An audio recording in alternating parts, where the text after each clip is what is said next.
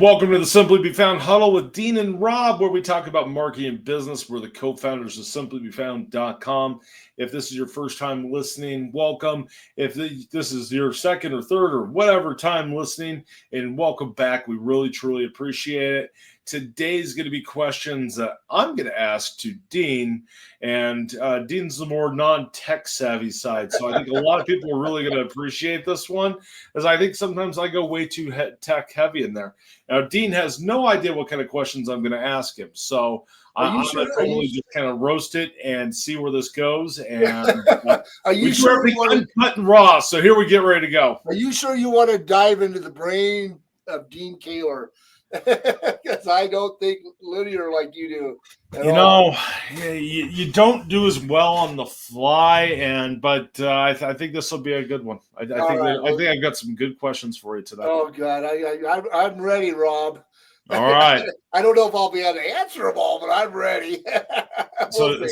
So just so everybody knows, if this is your first time listening, Dean's a small business owner. He started off as a client of mine, and then we ended up starting a whole business on our own after discovering voice search and all that different stuff. So he's the small business side that makes it to where we keep this stuff simple, and we keep him in the dark on some stuff and don't go really high level because we want you still to have that aspect. So I think your answers are going to fit a lot of our business owners.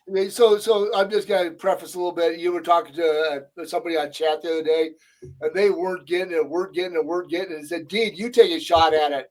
Okay. And they got it. Because I just explained it a little bit differently. Now, it doesn't mean that you don't handle support all the time too. Yeah. Sometimes you start the conversation off, and I come back in because they don't get you too. I've handed it off the other way. Rob, I need you to get more technical because they're not getting it for me.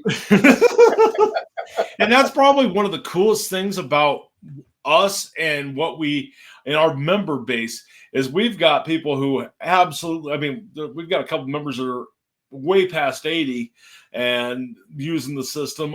And we have so many different industries. We have tech savvy people. We have marketing agencies. We have a lot of different data points and a lot of different people we work with. Well, let's talk about that for just a second. We have one. I can see one of our members that came in, a young man that started his business, and what is he, about 18, maybe 17? He might be still in high school, I think. So his mom signed up for it. When he was 15, he was just getting his learner's permit and started a business. And I think that was a couple years ago. So he's probably 16 or 17 now. Yeah. So we have a huge range of, and it works for anybody, for any business. Yeah. And, we have a huge. If you can type. Yeah, we have a huge demographic. So the approach is always going to be a little bit different, Yeah. Based on everybody. So, and we have people that are members that listen to our huddle. We have people that are not members. And when we talk about the huddle, we have even a huger, broader range that's out there that listen to it between Spotify and all the different places that we're on. And as many members as we have, it's really interesting that you and I remember certain people unique like that. It's just our brains are analytic, So, all right. So question number one. Dean is a small business owner. What's one strategy you wish you would have known earlier in your journey? In my journey. And how can other businesses apply this today? All right. So let's talk about it. My journey has started almost 35 years ago with the current business I have. How far back do we want to go? Because, let's face it, even in the 90s when I first started my business, it was all about getting information out there and making people aware of you. And I don't think that's changed. It's just the way it's delivered now is different. Right. So if we jump forward to just right before COVID, or when things are starting getting with the digital world, I wish I had understood a little bit more about how social media really influences the information out there. We've had the ebb and flow of the requirement of a website. For a while that was really important. It became less important, and now it's really important again because of the way things are going. But I just didn't have the time to do the research to do some things, and it's really hard to find somebody out there that can help you with that. But I think getting the information out there, being consistent with it. If I had done a better job with that early on, I think I'd be in a little different position today. So, but it doesn't mean I couldn't, I can't get started and make that position better now. So that's the difference. It's a little different than I'm really making this long because I got so much crap to think about. But back in the day, we did everything. We got our information out there through the yellow book. So if you missed that window, and you were not seen. But today, with the digital world, what I'm trying to say is get your information out there as soon as you can, accurate as you can, and make everybody aware of you. I think that I probably didn't do as good a job at that at the beginning because I depended on people like you. But you straightened my ways out, But I had people tell me things in marketing that were accurate, but not as accurate as they could be. So be aware of what's happening around you as much as you can, is all I'm trying to say. I mean, you still have to run your business, but you don't have to spend all your time doing the research. Well, I think it turned in from having meta keywords and all that different stuff in your website, just a few different networks to register on. It changed to being a lot more when everything made that big change. So that's a huge factor. And I think data is a huge factor more now than it ever has been. Right. Because, I mean, people are having conversations with Alexa, Siri, Cortana, all these voice search networks, these AIs out there. And that's something that's brand new because it used to be where we had conversations with other humans and referrals that way. But now we're almost having a best friend that's inside of a digital world, which is crazy. And as a business, you have to be able to stand out. So I think that's great insight. All right. I don't really have anything else to add to that one. So all right. Next question. So question number 2. How many small business owners struggle with limited times and budgets? And what are some low cost and free tactics you've found that could boost visibility? Oh Lordy. So yes, small business owners have a budget. They can't afford somebody that's $10,000 a year to help them with their marketing plan or whatever it is. So you got to take it upon yourself. So you have to get your information out there. So do things as much as you can for yourself. You can go find like we have a platform that helps people get information out there. But if you don't have the budget for that, you can still do things with your Google business profile. Get it out there, get it optimized, follow their terms and conditions. Otherwise, you'll get suspended because they're really sticklers about that these days. If you want to, you can go out and you can get on Bing Places. You can get you get on with your Better Business Bureau. You can get that for free. You don't have to become a Better Business Bureau member. Right. Trust me, you will get bombarded as soon as you do it. They're going to want you to sign up because that's how they're in business to get you to sign up and become accredited or whatever they're doing. But get yourself out there. You can get yourself a Yelp account, for crying out loud, for free. Again, you're going to get bombarded by their salespeople. But those are things you can do on a very small shoestring budget if you wanted to. The only problem is you have to stay on top of it. It takes time to, so then you have to take, maybe money is not as important and where your time is way important, depending on where you're at in your growth process. So if you have time, you can do some of these free things and make it work. If you don't have time, then you need to do something where you get all your information updated from one location, one set, if you will, at one time. Does that make sense? From what No, I don't have time to go open 18 different accounts and make sure they're all the same. I just want it all done for me in one. So it becomes if you have time, you can do it for free. If you don't have time, find something like our listings engine or something like that that's going to make it easier for you. Well, I think that's a big key factor. And you can also register for your social media. So Facebook, you can do X or Twitter, whatever they want to call themselves, and Instagram, YouTube, all that stuff is free. You can even go sign up for an Apple Business Connect account and be able to get into Siri. I mean, if you have the time to do it, but the big key factor to that is making sure all of your information is exactly the same and your data is right.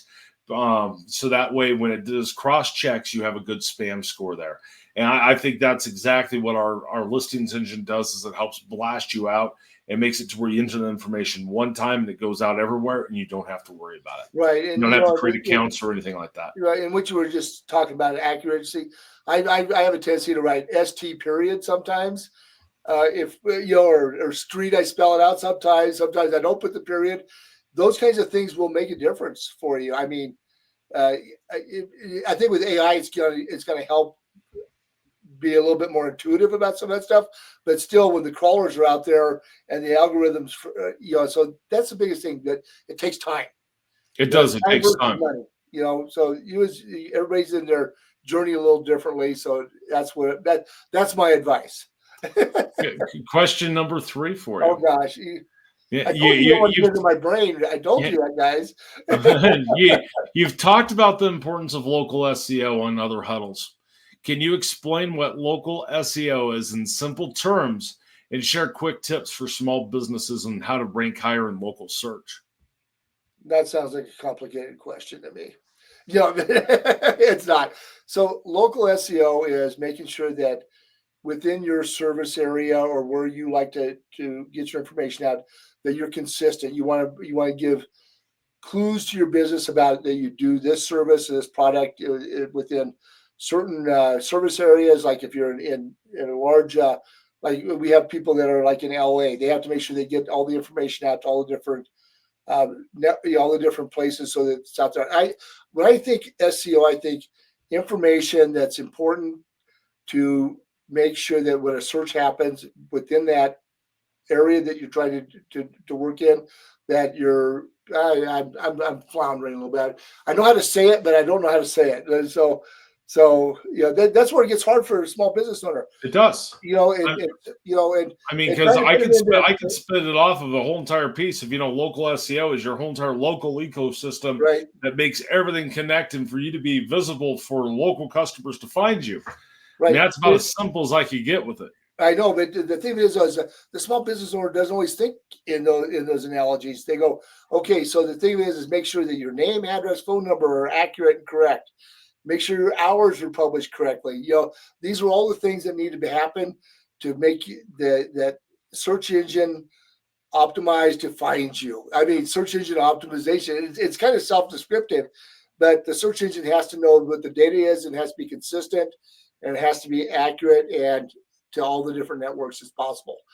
Because the more places you have it, the better it's going to help with that optimization to find your business. I think it is. I think it all fits into the marketing tree, which comes to my next question for you. Can you explain the Simply Be Found growth tree or marketing tree, whatever we're going to call it, and how your ecosystem is for you to be able to stand out inside of the forest where you're looking at it? I want to hear you explain that. And I think a lot of people want to hear that from you. Oh my gosh. All right. So basically a tree has 3 different components to it. You have your root system, you have the support, which is your trunk, and then you have your branches, which are what everybody sees. That's the visible part that everybody understands. The information you're putting out and the information coming back in comes through the branches. So the roots are where you have to have is the foundation of everything. Your name, address, phone number, all the critical information about your business that's necessary. And you're updating it. That's the nutrients, if you will, that you're putting into it. The updates, making sure you're correct. That the nutrients they go up into your trunk. We consider the trunk your website and some of the other, really the website is the big piece. Your evergreen content, with some of the social media, that's the support that holds everything together. You're feeding it all there. You're all consistent in the roots. The roots are all giving you good foundation. You have your website piece, which is the mainstay of your business, where you talk about. I look like I'm strangling. So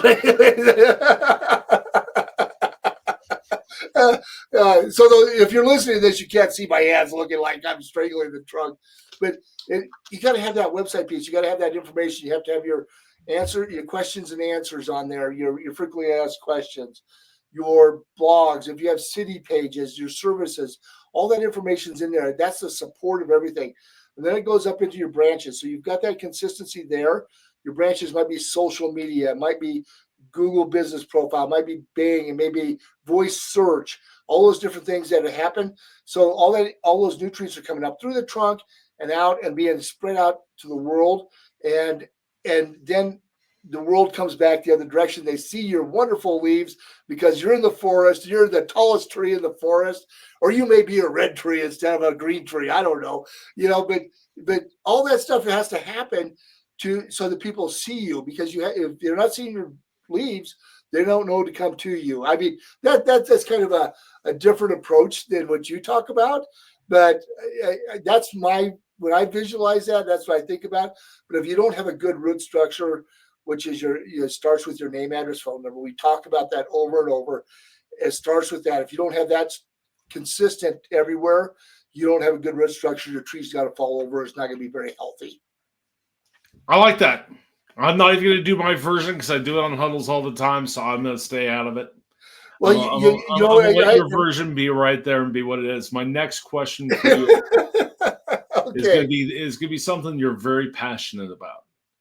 And it's something that you've experienced as a business owner before you met me. It's stuff you've experienced just over the years, and it's stuff you still experience today. You get all these spam calls that come in. You get agencies making big promises. You get all this different hopes and dreams and miracle workers that are calling your business every day, telling you all this information. What do you think about all of that? And just, I'm going to have an open-ended question for you to rant it and do everything on. Oh, you want me to rant? I hate those damn calls with a passion. The only thing is when I'm getting those calls, I know that they're paying attention to my business. For something's triggering to say, call these people, they're a viable business. I get so tired of misleading information that comes out to you. Oh, you're not being found on Google Business Profile and you're not verified. Well, how do you know that? And they go, well, we can see it right here. I said, well, you tell me how you did that because I'm the guy who actually verified the business way back when. I know it's verified. I know it's optimized. So and they try to push you down this road, and then they go that we only have so many spots available, and so they're trying to because you're a small. We all have small business. We know what trigger points we could get people to react, and that's what they're trying to do. They're doing trigger points to say you're not being found and you're losing business. You're not being found, and we can get you there, but there's only 2 spots left because they only allow 2 spots a year. They're trying to force you to make a decision. I hate them. My production manager, when I make updates to our profile using our software, I shouldn't call it software, our tools. And I don't want to say software because it's our tools. As soon as I make those updates, the calls start again. So I know that these updates are working. They're going out there wherever they're pulling this data information from. All of a sudden, the robocalls start again. I hate it. My production manager he goes nuts on me. He goes, "What the hell did you do now?" Because he goes, I don't have time for these calls. I said, I know, but it means that it's working, and because people are buying data. They don't just go out and just go, I'm looking for all the businesses out there and start calling them. They're looking for businesses that look like they're viable, they're active. And so when you're making all those updates to your business, you know that you're getting the information. You can't stop it. But by God, my favorite saying is just hang up with confidence because I know that it's right. Just hang up on them. And unfortunately, on a landline or your business line, if you're mobile, you see a number that doesn't come in, and of course it tries to say spam, but as a business owner, you still have to answer because you don't know if it's a lead. So that's why businesses get really caught up in that a lot and hear so much of it, because when you see a number come through and you have your caller ID, you don't know if it's a lead of a real customer or not, or if it's a sales call. So that it just consumes your time, and I hate it. And we have members that say, I thought these calls would stop. No, I'm sorry. Because we're successfully getting your information out there, unfortunately, the calls may increase every time you make an update. So that's the problem, But then if your calls update after you make an update, you know that we're functioning and we're working properly for you. That's kind of a microeconomic indicator, if you will, that you're being seen more. So I'll leave it at that. So is that? No, I love it. And one part of that I want to re-go over and ask you, so I'm asking it a little bit of a different way, is what have been your frustrations with all the false promises and everything that happened from marketing companies, SEO companies, and some of them are phone calls now, some of them are going to be marketing agencies you've worked with in the past, and what your experience was as an actual small business owner?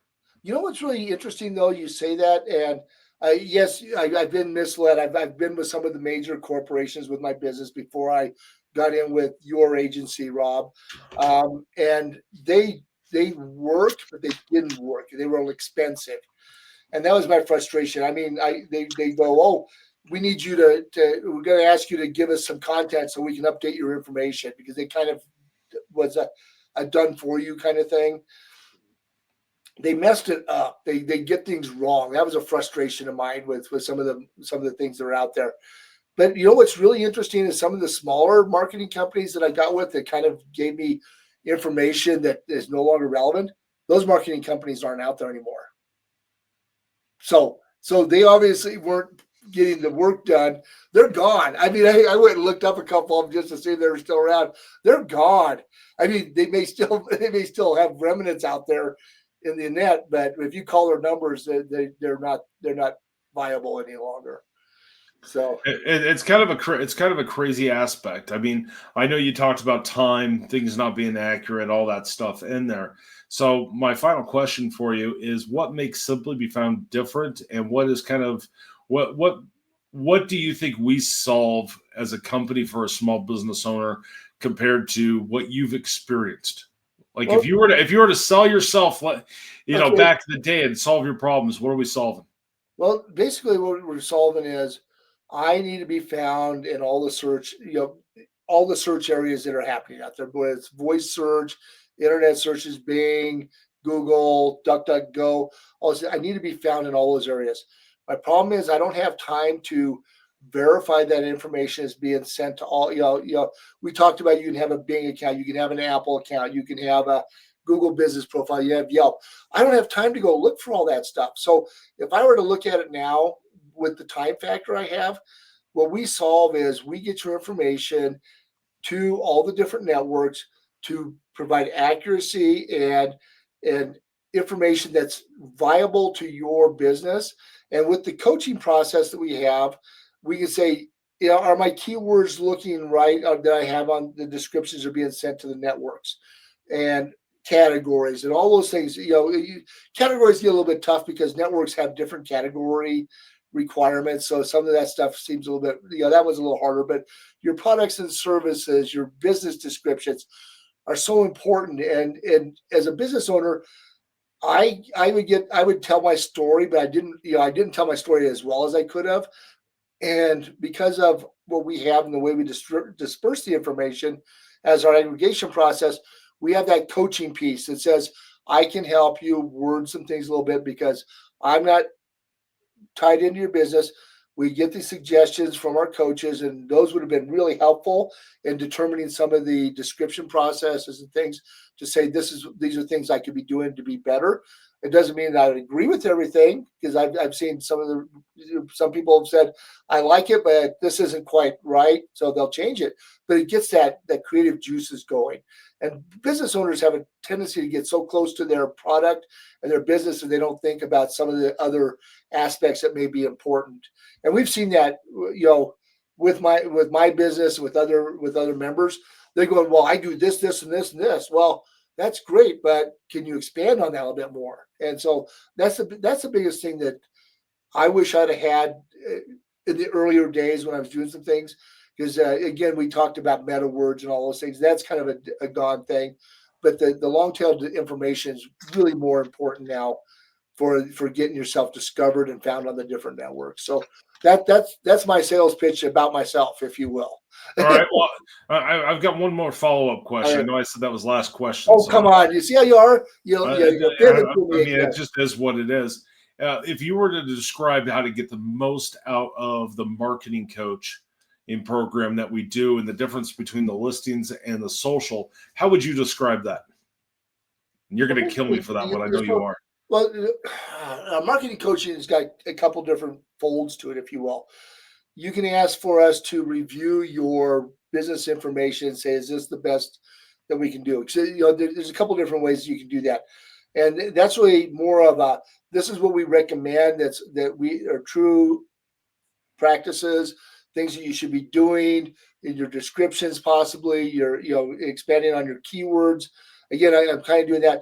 The other piece is I can do is say, what am I not? I'm missing people. What do you think how can you help me if I need to be in this area? I want to sell more T-shirts, or I want to fix. I don't want to be doing new installation as a plumber. I want to be doing service work. So can you help me describe that? And I think our coaches can help if you give us a little direction on where you want to go with your business. I think our coaches can really help you with that and give you some really good direction, especially because we use AI. I'm not going to say we don't use it, but we use it in conjunction with a real person reviewing it, because we may see things that go, that's not quite right, so we'll modify it some as well. But the AI helps us to do the data analysis with our data science team, with it's looking at some of the other things that are going on out there, because it takes a village, if you will, to be a marketing coach, because I know a lot of people out there just use AI, and that's killer just to depend on the AI. Because you start to just because I have certain feelings about AI, it's starting to repeat itself some. So you need to have that human element in there, and that's what our coaches and our data science team does, is add that human factor as well. Well, we could have taken it. We could have put AI in. We could have made it to where you could generate a description and the AI went out and did it. We could have put it in a lot of ways for it to make advice. But our opinion is, and tell me if you feel different on this, Dean. My opinion is specifically is it takes that human factor and that knowledge bank. Not just that we understand and how the psychological piece of the person consuming the information, what the algorithm's going to think of the information, but we also know about that business. We've worked with so many different businesses. You and I have backgrounds that are huge, and we have team members that have huge backgrounds to be able to relate to certain businesses and go, well, what about this? What about that? And I think that's where the AI factor really comes in, where it does not understand that. It's a great reference tool. Don't get me wrong. Right. No, I agree. It has to have that piece. And you know what? And let's be honest with the people that are listening. We almost went down the AI row, if you will, thinking that was going to be the solve all to everything, until we realized that the AI is not perfect. I mean, as the things stand as of right now today during this recording, they are not autonomous. They can't make good decisions. They just give you the facts. And sometimes the facts aren't as accurate as you think they should be, or they may go down somewhere that you don't want to go. So that's why you and I talked about we need to make it a hybrid. And that's why we didn't go that. We started building it. Pardon? We started building it. We were 78% there. Well, I know we were. I know. And then you and I pivoted and said, no. And went, that's not going to work. No, we said that, and because it doesn't. And we've got people out there that are going down the AI road for reviews. I don't think you should ever cut your reviews into just AI reviews. I think that's a horrible thing to do in your business, because it may not understand the nuance. It may see the words. It doesn't understand the nuance of the conversation sometimes. I mean, that's that human factor. And that's why if you may say, I need help with this, and you'll get an AI review idea, but I wouldn't let the AI make the responses for you. No. Ever, I mean, AIs can be good in some aspects. And one reason why I didn't want to put AI inside of our system the way we were headed is because AI is moving at such a fast rate. And there's multiple different platforms that are better than others for certain tasks. We use GPTs a lot, which is a chat GPT product, which is done by OpenAI. But what you can do inside of there is we can provide those GPTs to where we have those knowledge banks inside of there to be able to solve your problems. Like if you get lots and lots of reviews, we could build that GPT to where and provide it when we have it already built, but we can provide it to you where you drop that review in and automatically go out, do research and pull it back in. But that knowledge bank is going to be the latest and greatest information. And it's not our AI that's going to be versions back. What we want to do is we want to stay current inside of the current market. And if we rely on a specific AI, it's going to be outdated the soon as someone puts it out. If we look at it from the point of factor of ChatGPT Gemini put out deep research first, then ChatGPT, then I saw it inside of Grok, and then I have not seen it inside of Claude yet. But I mean, there's all these different pieces that come into those factors.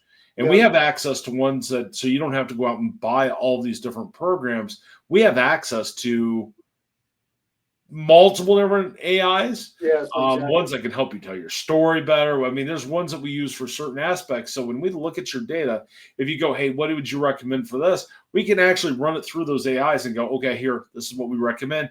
Plus, you got our feedback on it, because AI is all about what you put into it. And I think a lot of business owners don't know exactly what to put inside to get the best answers, to be able to build that natural language profile inside of there. That's a long-winded answer, but there you go. No, but I hear you. But just think about that, what you just said about all these new things that are coming out with AI. When we were building this out, that was almost 6 months ago now, 7 months ago, that we were almost to the completion. Look how much December when we were almost to completion. Yeah. Holy cow, look at how much change has happened in AI. That's like 90 days. I know. I mean, and so that's why going with somebody that, I'm not saying don't go with somebody, but if you're going with somebody that's doing AI stuff, that's really heavy AI, you got to make sure they're up to snuff. They're current with what's going on. Some of the old AI stuff was lagged by 6 months on information. It's compressing. The knowledge, as the database, as the knowledge base is getting better. It's getting better, but it's still not real time sometimes, at times. So you got to be aware that you're lagging. And I'm seeing blogs that are being written by AI now that I'm going, well, hold it. That's old information. They're missing out because they're dependent on the AI for that information, for that data set, if you will. Which is an absolute huge piece. And I mean, we could go on and on about that whole side. But my big thing is I wanted to tap inside of your brain. We're getting requests from a lot of people who are listening to the Huddle for you to be able to tell your side, and for me basically to shut up for a little bit. So, that was the whole point of today's Huddle that I wanted to do. Is there anything else you want to add before we close it out? No, I think we're good. Even though I am I try to keep things in a more common language, if you will, for our business owners. And I hope, sometimes I get people a little confused, but in the overall scheme of things, that's why we lean on each other, because we have to have a little bit of both worlds. It's kind of like the AI piece. I have to put my human factor in on your responses, and vice versa. You have to, so that's why we make a really good team on support and the coaching side when we get together with our teams and go forward. Well, heck, our data team watches all the support tickets that come through too. And there's times they ping us and go, what about this whole entire case study over here that has all these analytical pieces? I mean, that brings a whole different world into our digital marketing landscape. And that's why creating the whole entire membership was different than having clients, is that you have access to us. You have access to tools and resources to be able to grow your business versus here's a piece of software. Hope you can use it. Exactly. If you want to pay for support, great. If not, we're out. Peace. I mean, because that's kind of where some of our competitors are doing, and they're stuck in the 90s and the early 2000s. They haven't expanded out to what the new world is. And I think a lot of people are looking for real. Right. But, I agree with you 100% on that, Rob. So if this is your first time listening, welcome. If this is your 30th time listening to us ramble on, thank you so much. And make sure, if you haven't already, make sure you like, you subscribe, hit the bell icon. Depends on where you're listening to this. We put the Huddle out on almost every podcast network out there, and we also put it up on YouTube. So make sure you look us up. Make sure you find it. We talk about a lot of stuff. We have guests that go through and bring a lot of different insights to different aspects of business. But we like to talk about everything business and marketing related. I'm Rob Downey. I'm one of the co-founders. This is Dean. Yep. And if you want to see me strangle that tree, you got to watch us on YouTube. So yep. So I mean, there you go. And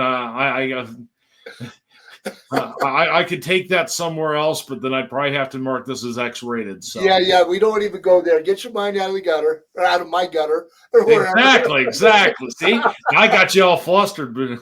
Yeah, you did. Anyway, thanks for listening, everybody. Thank you so much. Have a great day, and make sure you hit us up on chat. Dean and I handle 100% of it. If you like this video, come in and just at least say, hey, I love the video. Or if you hated it, come on and say, hey, I hated the video, and you guys absolutely suck. I love to hear that as well.